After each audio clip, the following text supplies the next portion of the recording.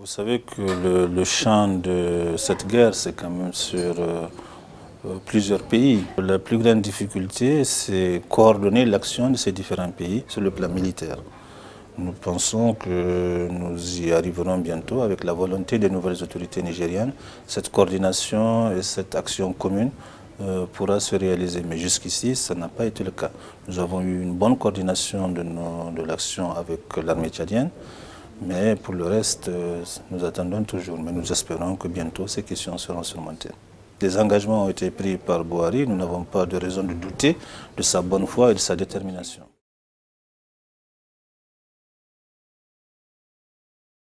Autant nous avons eu un soutien important dans la guerre contre AQMI dans le Sahara avec les opérations françaises, l'opération Barkhane actuellement, autant le soutien international est insuffisant et tarde à venir dans la guerre contre Boko Haram. Nous espérons que ce soutien s'organisera et viendra de manière massive les mois prochains. Mais pour le moment, nous avons mené cette guerre tous seuls. Les Occidentaux subordonnaient leur intervention à une résolution des Nations Unies, ce dont le Nigeria de l'époque ne voulait pas.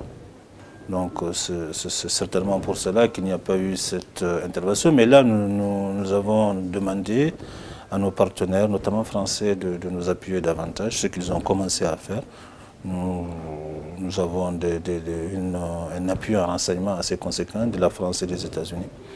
Mais bon, nous voulons un engagement bien plus fort pour nous soulager sur le plan budgétaire, notamment, de ces dépenses occasionnées par notre engagement contre Boko Haram.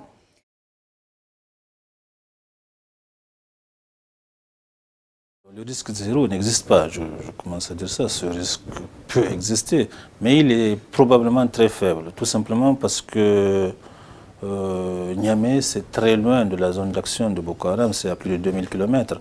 Parce que N'Djamena est à côté, donc il est plus facile pour Boko Haram de déployer des réseaux dormants à N'Djamena plutôt qu'à 2000 km de ses bases à Niamey.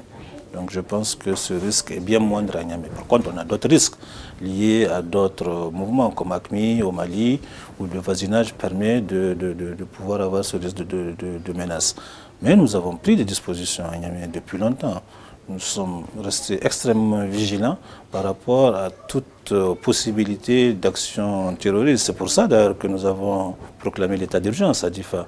Donc par conséquent, nous avons une action soutenue du démantèlement des réseaux dormants et de lutte contre la formation de nouveaux réseaux dormants, mais dans la région d'Ifa. Ce qui ne nous empêche pas d'être vigilants à Zender, à Niamey et partout ailleurs dans notre pays.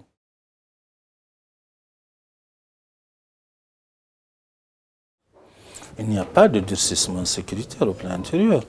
Il y a des mesures qui ont été prises dans la région d'Ifa. Il y a l'état d'urgence qui a été pris, c'est tout à fait normal. Nous ne pouvons pas avoir une situation, un état de guerre dans une région sans prendre des mesures exceptionnelles. Mais par contre, au-delà de la région d'Ifa, c'est la loi, le droit commun qui s'exerce sur l'ensemble de notre pays.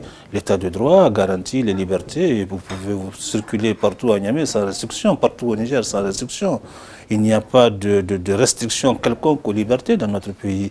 La presse est totalement libre et très impertinente.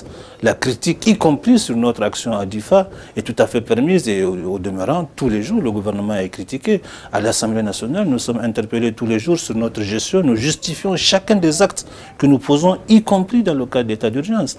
Donc on ne peut pas parler de durcissement. On ne peut pas parler de durcissement. Nous avons un état de droit, mais tout simplement, attention, l'état de droit, il y a l'État. Nous n'accepterons pas que l'État se délite au nom d'une quelconque volonté d'apparaître comme un bon élève de certaines ONG. Non, nous ne serons pas attêtés. Nous n'accepterons pas que le Niger se désagrège par laxisme. L'état de droit suppose un État et un respect des lois. Et nous ferons respecter la loi.